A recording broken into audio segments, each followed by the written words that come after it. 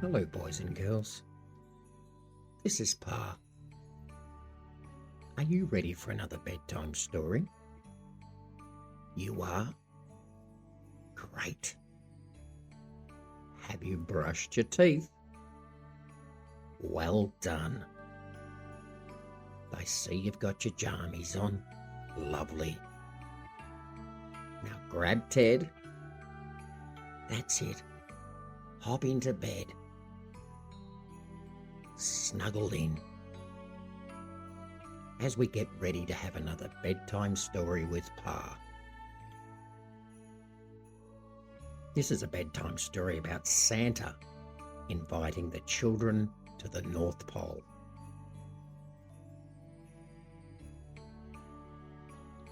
One quiet Christmas night, after everyone on the farm had gone to bed,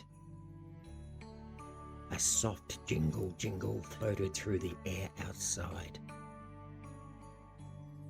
Addie sat up in her bed. "Did you hear that?" she whispered. Elsie rubbed her eyes. Miller peeked out the window. Poppy hurried to wake Louie. And Sonny and Jax tiptoed down the hallway in their pyjamas. Out in the paddock, glowing under the moonlight, was Santa's sleigh. Bright red and sparkling with silver bells. The reindeer stamped their hooves in the grass, and Santa himself stood beside the sleigh with a big smile on his face. "Ho, ho, ho," Santa called softly. "I've come with a very special invitation," Santa said. The children rushed outside, followed by Nan and Pa, who were just as surprised as everyone else. "A special invitation?" asked Addie. Santa pulled out a golden envelope tied with a shiny red ribbon. "You have all been invited to visit the North Pole tonight," Santa said. The children gasped. "The real North Pole?" asked Miller. "The one with the toy workshop?" said Poppy. "The one with the reindeer?" asked Sonny. "And the elves?" added Jax. Santa chuckled. "The very one," he said. The children quickly pulled on their coats, scarves and gumboots. Nan tucked warm gloves into everyone's pockets, and Pa helped lift Louie into the sleigh. "Hold on tight," Santa called. With a flick of the reins and a shout of "Away we go!" the sleigh lifted into the night sky. Up they flew over the farm, over the fairy garden, over the sleepy town of Bendigo, and higher into the clouds. The children could see tiny twinkling towns below and stars shining all around them. Louie pointed down and laughed. "The cars looked like toys," he said. Poppy held tight to the side of the sleigh, her hair blowing everywhere. "This is the best night ever," she said. Soon, far in the distance, the children saw something sparkling like diamonds in the snow.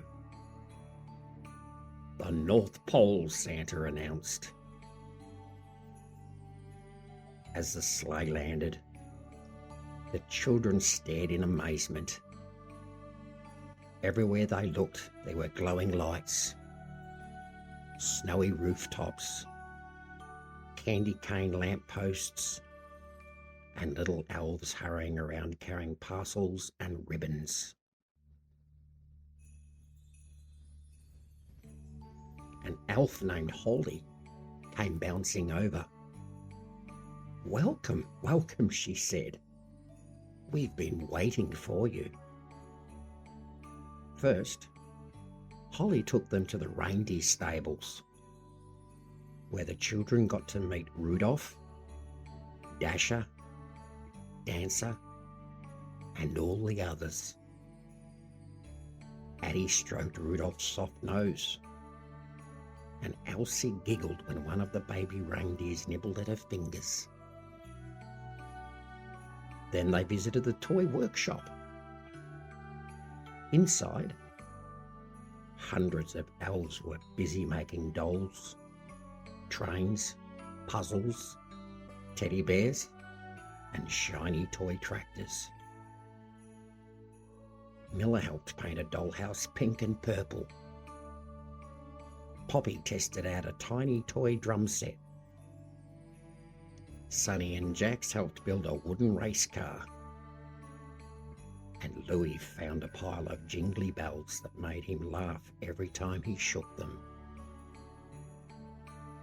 Santa smiled as he watched them all. "You're such wonderful helpers," he said.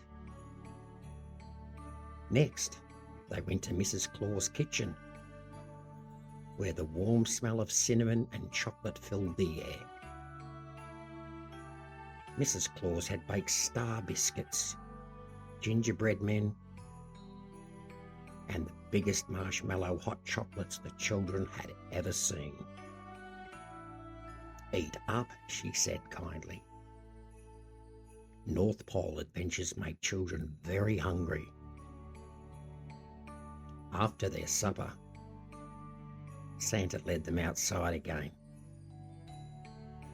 "I have one more surprise," he said.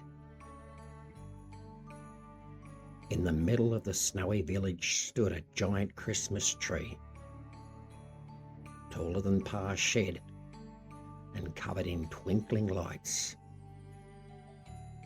Beneath it were 7 little silver boxes, each with a name on it. "For us?" whispered Addie. Santa nodded. Inside each box was a magical snow globe. But these weren't just ordinary snow globes.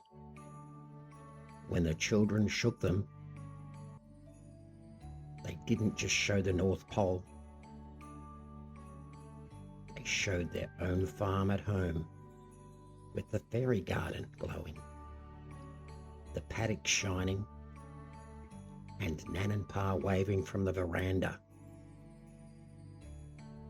"So you can always remember tonight," Santa said. "And so the magic of the North Pole can visit your home whenever you need it." The children hugged their snow globes tightly. At last, it was time to go home. The elves waved goodbye. The reindeer snorted clouds into the frosty air, and Santa tucked everyone back into the sleigh. As they flew home through the starry sky, the children grew sleepier and sleepier. By the time the sleigh landed back at the farm, Louis was yawning. Elsie was half asleep on Addie's shoulder, and even Sonny and Jax were rubbing their eyes. Santa carried the littlest one gently to the veranda. "Thank you for visiting me," he whispered. "And remember, the magic of Christmas isn't just at the North Pole. It's in kind hearts, helping hands, and families who love each other very much." The children waved as Santa climbed back into his sleigh. "Bye, Santa," they called. "See you next Christmas." And with a final jingle, jingle, jingle, Santa and his reindeer disappeared into the sparkling night sky. The children hurried inside, clutching their snow globes, and snuggled into bed with smiles on their faces, because now they knew something very special. They had been to the North Pole, and a little bit of its magic would always stay with them. The end.